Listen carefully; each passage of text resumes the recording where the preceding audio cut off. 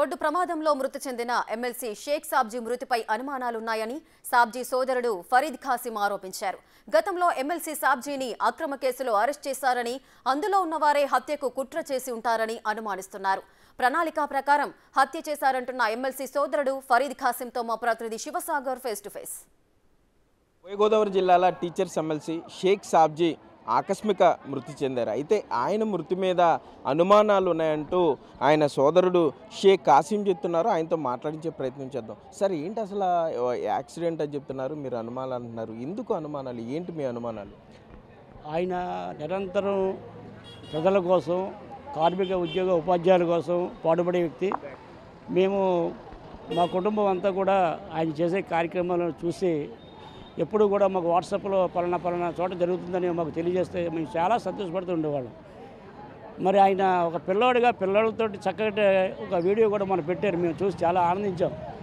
మరి ఈ విధంగా పాజిటివ్గా ఆయన జీవితం సాగుతున్నప్పుడు గత 30 సంవత్సరాల నుంచి ఆయన అలుపెరిగిన ఉద్యమ నేతగా ఇంత సేవ చేసి ఉపాధ్యాయుల హృదయాల్లో చోటు సంపాదించి ఓటు ద్వారా ఎమ్మెల్సీ అవ్వడం, ఒక మైనారిటీ వర్గంలో ఈ విధంగా ఉన్నత స్థితికి రావడం అనేది చరిత్ర లిఖించదగిన విషయం.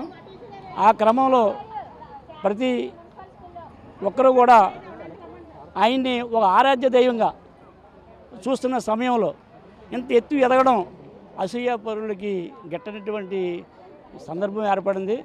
మరి గతంలో మేము సస్పెక్ట్ చేయడానికి కారణం ఏంటంటే, గతంలో ఆయన రికమెండేషన్ లెటరు దైవదర్శన నిమిత్తం అనేక మంది ఎమ్మెల్సీలు ఎమ్మెల్యే ఇస్తూ ఉంటారు కదా.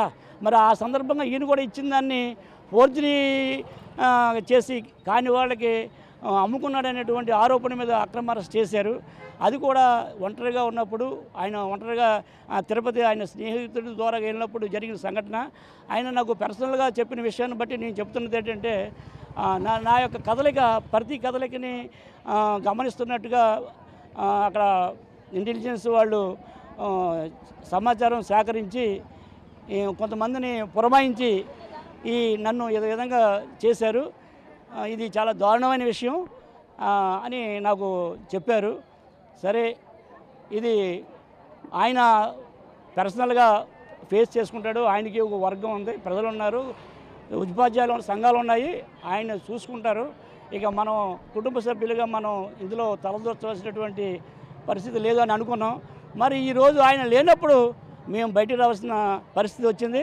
మేము ఆయన ఆశయ సాధన కోసం మేము కూడా ఆయన బాటలో నడుస్తామని చెప్పేసి ఈ మీడియా ముఖంగా మేము అంటే రాష్ట్ర ప్రభుత్వం మీద కూడా ఆయన అలుపెరిగిన పోరాటం చేశారు. ఎక్కడ మొహమాటం లేకుండా అంగన్వాడీ లేదా బాధితుల తరపున నిలబడి తీవ్ర విమర్శలు చేశారు. మీరు కూడా అంటే అనుమానాలంటే రాష్ట్ర ప్రభుత్వం, పోలీసులు ఇట్లా పర్టికులర్గా ఎవరి మీద ఉందా?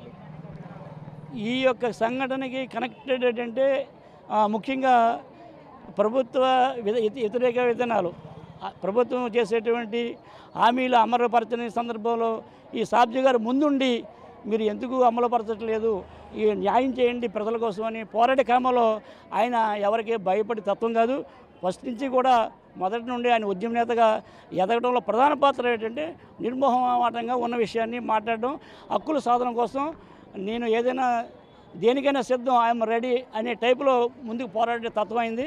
ఆ క్రమంలో నిన్న కూడా ఆ ఉద్యమ కార్యక్రమంలోనే భాగంగా వెళుతూ ఉన్నప్పుడు ఈ జరిగిన సంఘటన కాదేది దుర్ఘటన. ఇది కావాలని ప్రీప్లాన్డ్ మర్డర్గా మేము భావిస్తున్నాం. ఇది ఏది నిజం ఏది అబద్ధం అనేది సిబిసిఐడి ఎంక్వైరీ ద్వారాగా నిగ్గు తేల్చవలసిన విషయం. ఈ సందర్భం మా కుటుంబానికి న్యాయం చేయవలసిందిగా మేము ఈ మీడియా ముఖంగా కోరుతున్నాం. సార్, ప్రభుత్వం తరపు నుండి ఎవరన్నా మాట్లాడారా మీతో? ఎవరన్నా కనీసం సంతాపం తెలపడం కానీ, కుటుంబ సభ్యులతో మద్దతు తెలియజేయడం ఎవరన్నా మాట్లాడారు? మాతో అయితే మాట్లాడలేదండి. ఇప్పటివరకు ఎవరు ప్రభుత్వ అధికారులు వచ్చి మాతో ఏం మాట్లాడలేదు. మేమే అక్కడ కావాలని కల్పించుకుని మేము ఉంచుతాము అంటే ఫస్ట్ అన్నారు, కానీ తర్వాత పోస్ట్ మార్టం అయిన తర్వాత ఇక్కడ ఉంచకూడదని తీసుకెళ్ళిపోమన్నారు. మరి సేఫ్గా ఎక్కడో అమెరికాలో ఉన్న అబ్బాయి వచ్చి చూసే వరకు మేము ఉంచాలనుకున్నాము. మరి ఆశ్రమ హాస్పిటల్లో మేము ఇప్పుడు పెట్టడం జరిగింది. రేపు అమ్మాయి వచ్చిన తర్వాత మన కార్మిక ఉద్యోగ సోదరులకి. పోలీసులు ప్రమాదంగా అంటే ఇది రోడ్డు ప్రమాదంగానే ఎఫ్ఐఆర్ ఉంచారా, హత్యాయత్నంగా ఏమైనా ఆల్టర్ చేస్తామని మీకు ఏమైనా రసీదు కానీ మీ కంప్లైంట్ బేస్ చేసుకుని రిసీవ్ చేసుకున్నట్టుగా రసీదు ఏమైనా ఇచ్చారా?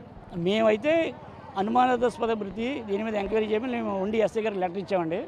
మేము దర్యాప్తు చేస్తామన్నారు. నిన్న 8 వరకు కూడా మేము ఇక్కడ ఉన్నాం కాబట్టి మేము బయటికి వెళ్ళలేదు, ఇక్కడే ఉన్నాం.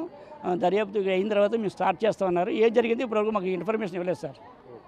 Thank you sir. అయితే మనం చూస్తున్నాం షేక్ సాబ్జీ ఉద్యమ నేతగా కూడా అందరికీ తల్లో నాలుకలా ఉంటూ ఎంతో ఆయన సేవ చేసేవారు. ముందుగా ఎవరు ఇబ్బందుల్లో ఉన్నా కూడా బాధితుల పక్షాన నిలబడి కార్మిక, కర్షక, టీచర్లే కానీ ఉద్యోగ సంఘాలందరితో కూడా ఆయన ఉండేవారు. ప్రభుత్వం విస్మరించిన హామీలు అమలు చేయాలంటూ కూడా ఆయన నిర్వర్ధిక నిరసనలు కూడా ఆయన తెలియజేశారు, పాదయాత్రలు చేశారు. అటువంటి షేక్ సాబ్జీ మా మధ్య లేరు అంటే నమ్మలేకపోతున్నాం.